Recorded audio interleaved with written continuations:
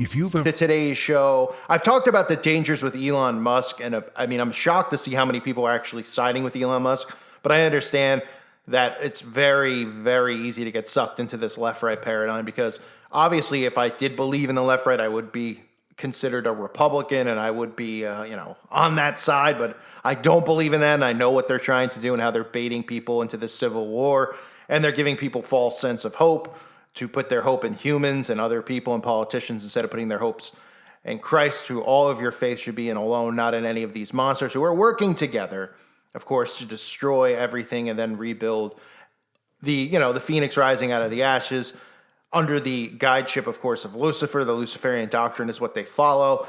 And I've talked about Elon Musk. And of course, there's so many people who are just defending Elon Musk, and they're like, this is so good. And Call, how could you not be happy about this? You're somebody who's suppressed by the free speech and all that crap that's going on social media, because this is just part of the show.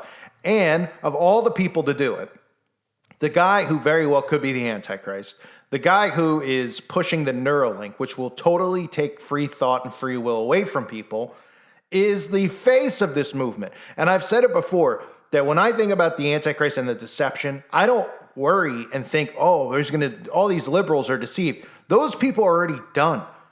Those people are whacked out of their minds. It's the Republican side of people that need to be deceived. Christians are the ones that are going to be deceived. The liberal people, yes, they're deceived, but they're insane. They're out of their minds. They're satanic and wicked already.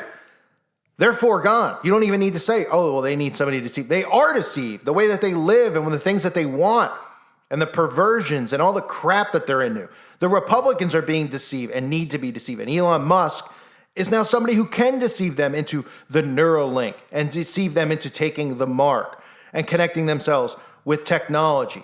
And this is an article, and this is what I've been talking about and I've been worried about for quite some time. Every time I've talked about the Neuralink, and I've talked about the mark, and I've talked about your DNA and all these things coming together, one of the ways it's going to be marketed, you have to think of how it's going to be marketed. You can't just think to yourself, oh yeah, people are just going to run and go take it. They're not going to have a choice. They are going to have a choice. And one of the ways, of course, we know with being able to buy and sell and currency and all that is going to be obviously involved with the mark, like the Bible tells us. But the benefits of this, brain chips, Elon Musk boasts that brain chips will 100% cure common illness. These are things that are going to be used to get people on board. You won't get sick anymore. You will live forever. You won't age. I've said it over and over, and I'll continue to say it. That is part of the reason you see so much vanity being pushed. People are obsessed with a wrinkle on their forehead. They go freak out. Okay? People don't want to age. People don't want to get sick. They don't realize that all these illnesses and stuff are being created by our own governments who are poisoning us with metals and everything else from the sky and into our foods. And then Elon Musk is going to tell you, well, the Neuralink will cure all common illnesses, including things like, depression. This woman was severely depressed. Now she says she has her life back. And it's not thanks to drugs or years and years of therapy, but a device that's implanted in her brain. According to the World Health Organization, there are around 264 million people who suffer from depression. And though there is still so much we don't know about depression, one thing the medical community does know is that there is no one-size-fits-all treatment. And that notion is at the core of an experiment that appears to have successfully treated a woman's severe depression using a brain implant. Now, a warning, we're going to be talking about suicide and suicidal thoughts. So if that sort of thing is hard for you to hear about, maybe consider not watching this. We only know the patient as Sarah. She wanted to keep her full identity a secret. But in an audio recording with researchers, she says she'd been struggling with severe depression for years. My daily life had become so restricted and impoverished by depression that I felt tortured by each day I forced myself to resist the suicidal impulses that overtook me several times an hour. She says she'd tried every type of therapy and treatment with no results, until researchers at UC San Francisco recruited her for experimental therapy back in 2020. They implanted a matchbook-sized device similar to this one in her brain. Now, this device is designed to detect when Sarah starts becoming depressed. Then it sends electrical pulses through Sarah's brain to prevent that depression. Now, this is a form of treatment known as deep brain stimulation, and it's already used to treat disorders like Parkinson's. DBS as a treatment for depression actually isn't new. It's been studied before with mixed results. But this is the first time the stimulation has ever been customized to the patient. People with depression are very different from each other. And generally, depression therapy has been a one-size-fits-all endeavor. Dr. Andrew Crystal is one of the lead authors on the study. For us, the particular kinds of symptoms a person has matters because we're trying to match how we intervene so that it fixes the specific kind of problem that they have. To personalize treatment for Sarah, they started by creating a map of her neural activity. They spent 10 days monitoring her neural patterns, stimulating different areas of her brain, and tracking changes in her mood. What we saw is that depending on where you stimulate, you could achieve several different kinds of effects, a number of them that a person could find beneficial. Sarah remembers the first time that stimulation took away her depression. The aha moment occurred. I felt the most intensely joyous sensation, and my depression was a distant nightmare for a moment. And by the end of it, the researchers developed what they called Sarah's depression circuit. The question was, which places that we stimulated that led to the set of changes that aligned with our patient's symptoms? And it was one that aligned best with her symptoms. Think of it as a blueprint for what Sarah's brain looks like when she's depressed. Now that they had this blueprint, they could customize a DBS device to do two things. First, it could recognize when Sarah's neural activity matched her depression circuit. And when it did detect that pattern, the device could stimulate the part of her brain that had already shown to best relieve those symptoms. So that's the electrical field. This seems a drastic treatment. Got the deep brain stimulating electrode coming in here, generating an electrical field. Surgically implanting a device into a patient's brain to treat obsessive thoughts. But patient Nanette Vardy-Forth was willing to try anything to feel better. To leave the house, you have to perform a lot of rituals, a lot of checking, rearranging, to make sure that the taps are off, the light switches are off. Even something as simple as getting to an appointment was a challenge. Well, it's very frustrating because it doesn't end. It will just keep on going and the bad feeling will stay.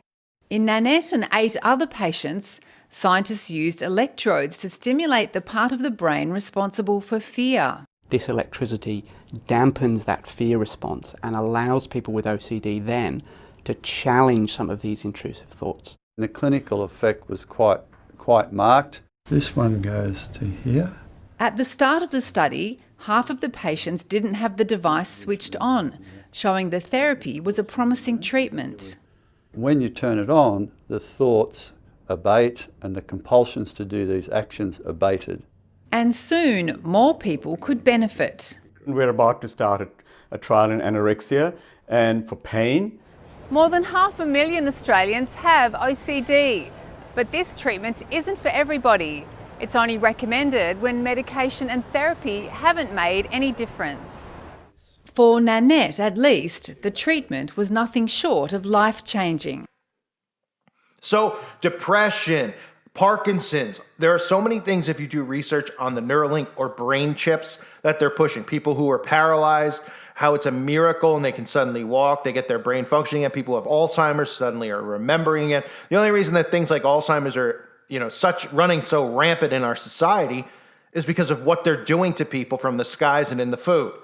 That's why, but people don't ask questions like that. Autism, all this other stuff from taking those potions at birth and everything else. So Elon Musk has claimed that he will cure a common and debilitating disease using computer chips hooked to people's brains. In a recent tweet, the billionaire said that his company Neuralink will fix certain illnesses, including tinnitus, a condition that causes ring in the ears, by 2027.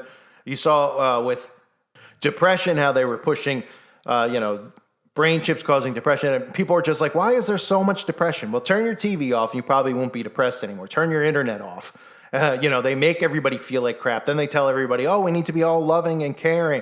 They're the ones who are doing all this stuff instead of letting people just naturally be strong, be able to combat bullying by bullying and all this other stuff. They want everyone to be weak and emotional and frail and fragile so they can continue to beat people into a depression. Well, then they tell everyone to lock themselves up, which I'm sure that doesn't aid to depression or anything else. I mean, it's unbelievable. But the marketing of this is going to be focused around curing diseases, living forever, living longer, feeling healthy, sleeping less, doing more, those types of things. And that's why all the marketing you've seen over the years has been about those topics. Building yourself up, being the best you, right? Self-absorbed. Everyone's self-absorbed. And then they can come out and they can start marketing. Well, not only that, I mean, not only can you be perfect and be the best human in the world, because you'll be transhuman, but you also don't ever have to worry about getting sick. And of course, that also ties into the outbreak, right? Because it's not going away. They tell us it's not going away. They say it over and over. It's never going anywhere. We're going to have to learn to live with it until there's this miracle like Neuralink, which I think they might even market it different or have a new name for it when it's all said and done. I wouldn't even be surprised if they just called it the Beast or something along those lines, but nothing would surprise me at this point. And of course, you have Elon Musk here being put front and center, and he's tweeting stuff about Freemasonry. So he's really working to get everybody on board with like, oh, he's a truther. He's awake. I mean, the fact, when I started doing this stuff here on YouTube, I was doing it obviously offline, talking to people, trying to wake people up. It's amazing when we all there was a lot of channels that go after each other and talk about, shilling and blah, blah, blah. And in reality, like all the channels that went after each other, none of them were actually like CIA operatives. And then you actually see the CIA operatives, and then it blows my mind. It's like people think Elon Musk is one of us. People think that Russell Brand is one of us. He dated a Rothschild, for crying out loud.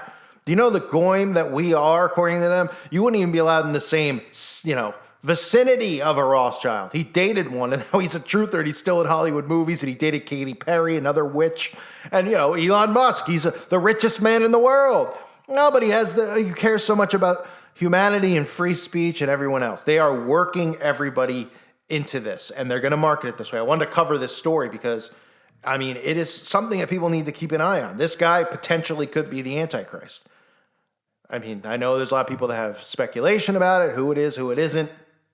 But let's realistically look at this. And if you actually think that this guy is standing for your rights and, something as little as being able to speak on Twitter, who even cares really at this point? It's just an illusion that they're taking away free speech because they're taking off social media. Say what you want out in public, but, they're making everything digital because that has to do with the Mark II and living in the metaverse and a digital reality. But that's another story again for another day.